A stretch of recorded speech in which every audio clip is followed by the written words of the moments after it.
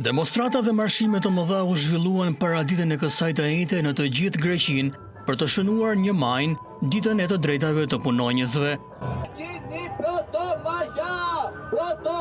Mira grek protestuan në Athinë të njëjtën për të kërkuar paga më të larta për të luftuar rritjen e kostove të jetesës. Punonjësit ndërpren punën, duke nisur një grevë 24 orëshe në sistemin e transportit publik. Sindikatat më të mëdha të sektorit publik dhe privat të Greqisë thanë se pagat e punonjësve kanë mbetur të ulta, ndërsa kostoja e jetesës është rritur ndjeshëm me çmimet e mallrave bazë në rritje të vazhdueshme.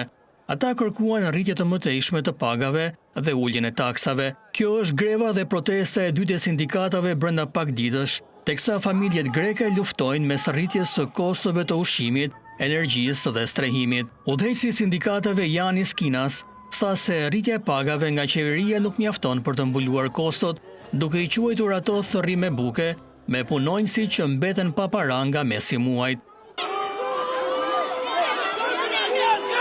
Protestat për ditën e 1 majit u mbajtën edhe në Turqi, por ndryshe nga protestat në Greqi, policia turke u përlesh me protestuesit duke arrestuar me forcë disa prej tyre dhe duke i tërhequr zvarr në automjetet e policisë. Protestat u thirrën në Stamboll nga sindikatat dhe OJQ-t për ditën e 1 majit. Grupet e protestuesve synuan të marshonin drejt sheshit Taksim, ku të gjitha protestat janë të ndaluara. Policia bllokoi grupet e mbledhura në zonat qendrore të Beshiktash dhe Sisli të Stambollit, duke u përleshur me protestuesit që u përpoqën të thyenin barrikadat e policisë për të marshuar drejt sheshit Taksim.